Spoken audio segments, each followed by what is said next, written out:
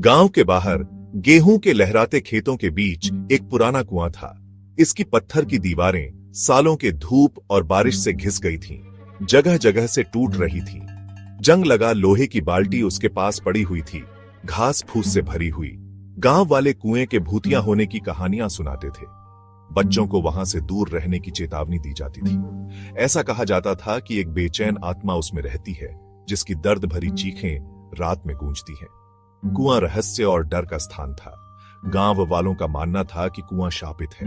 उनका कहना था कि जो कोई भी अंधेरे के बाद कुएं के पास जाने की हिम्मत करता है, उसे दुष्ट आत्मा गहराई में खींच लेगी। मुझे इन बेकार की कहानियों पर विश्वास नहीं है। ये बस एक पुराना कुआं है। गांव के बच्चों में एक शरारती लड़का था, जिसका नाम रामू था। रामू, जो अपने साहसी स्वभाव और नियमों की अवहेलना के लिए जाना जाता था, भूतिया कुएं की कहानियों का मजाक उड़ाता था। उसने बड़ों द्वारा बताई गई कहानियों पर विश्वास करने से इनकार कर दिया। वह सभी को गलत साबित करने की ठान चुका था। मैं तुम्हें रात में कुएं पर जाने की चुनता हूँ। एक गर्म दोपहर बच्चों का एक समूह कुएं से थोड़ी दूरी पर खड़ा था। उनकी आवाजें धीमी थीं, क्योंकि वे घबराहट से एक दूसरे को देख रहे थे। उन्होंने रामू को रात में कुएं पर जाने की चुनौती दी। Challenge accepted. मैं तुम्हें दिखाऊंगा कि डरने की कोई बात नहीं है।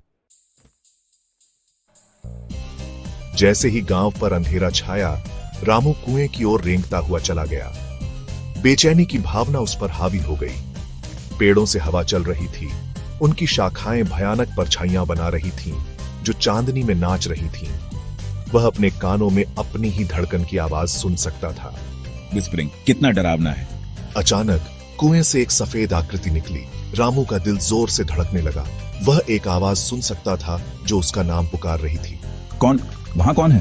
भूतिया आकृति लंबी हड्डियों वाली उंगलियों से उसकी ओर बढ़ी। रामू डर के मारे पीछे हट गया। उसकी आंखें आतंक से फैली हुई थीं।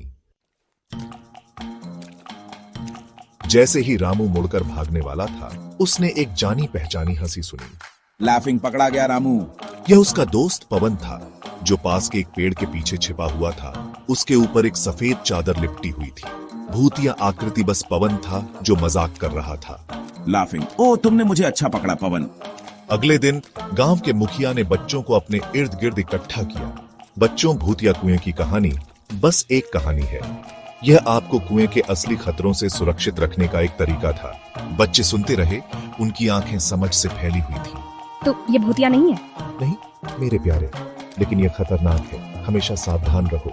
उस दिन से गांव के बच्चों ने बड़े की बात मानी। वे अब कुएं से नहीं डरते थे, लेकिन वे उसका सम्मान करते थे। उन्होंने अकेले खतरनाक जगहों पर जाने के खतरों और अपने बड़ों की बात सुनने के महत्व के बारे में एक बहुमूल्य सबक सीखा था।